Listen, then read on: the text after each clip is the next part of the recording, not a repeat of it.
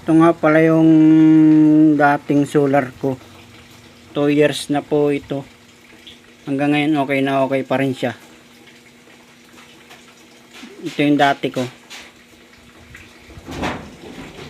Ganito na lang pong ginawa ko kasi yung breaker nito, yung mga gamit nito dati, nilagay ko dun sa portable ko nga na ginawa. Tapos ito po yung ilaw niya na kasabayan niya. Halos 2 years na po sila. Ganito po ang ginawa ko. Ito po yung sa saksakan ng solar niya, battery, tapos ito po yung output niya na 12 volts. Hindi naman po kayo magkakamali dito kasi may sign naman po ito ng ang plus po nakalagay dito ay kulay pula na wire. Negative naman po ay itim. Ito ganun din po ang kulay niya sa battery. May sign naman po sila na ganyan. Yan po, solar po ito, battery output. Kung ano gusto niyo pong saksak na 12 volts dito sa controller. Tapos ganito naman po sa pag binuhay ko tong ilaw na to, 5 volts lang po ito.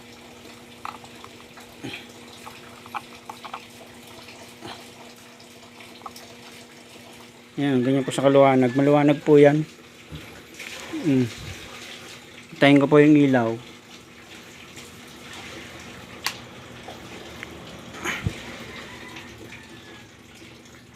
Yan po. Ganyan po siya kaluwanag.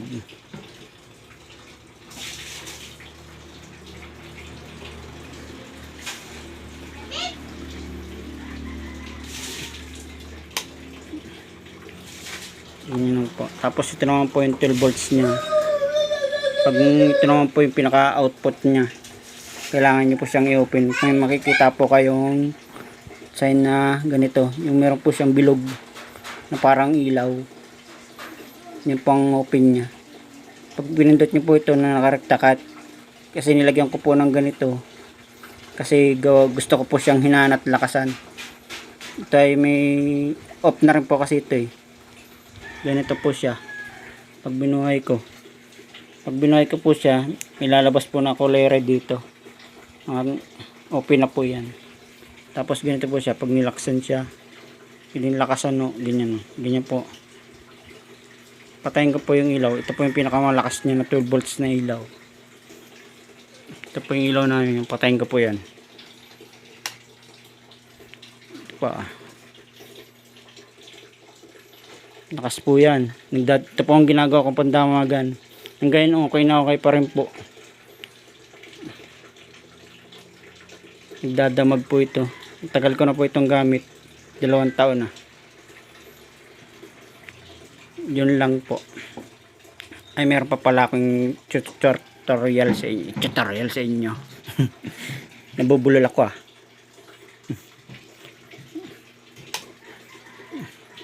Patayin ko po itong aking controller. Kung gusto niyo naman po, halimbawa ito po yung pag pinindot nyo po ito, lalabas po ito yung pinaka ano ng battery niya pag nakasaksak yung solar niya. Ito po yung pinaka puno niya. Pag oras na pong puno na po yung 14.4 na yan, ibig sabihin po niyan, puno na po yan. Tapos ito naman po yung pinaka disconnect niya. Halimbawa po pag lobat na yung cellphone nyo, yung battery nyo,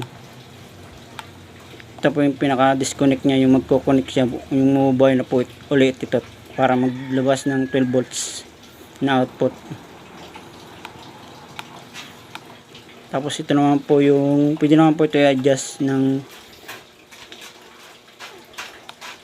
adjust po natin. Yan po, adjust ko po ng 11.5. Yan po yung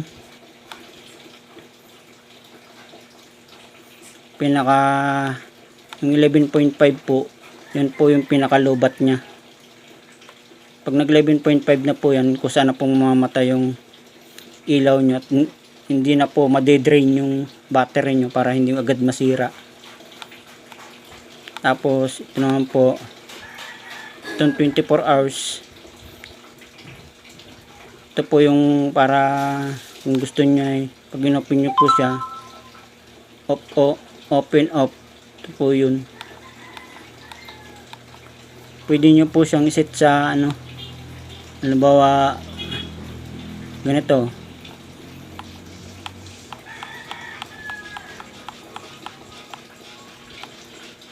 Mula halimbawa ay 5 hours nyo gusto lang ba yung ilaw.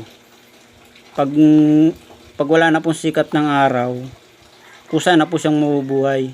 Yan o, gaya niyan o. Pag pinatay ko po siya dito, hindi po siya mamamatay. Gawa ng nakaset po siya sa 5 hours.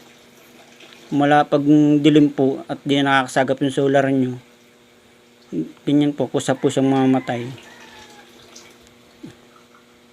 Ganito po, babayin ko po, try ko lang po.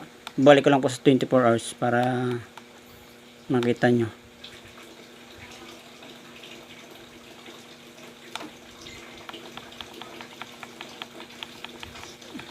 Halimbawa ay wala na pong panel. Yan, ganyan.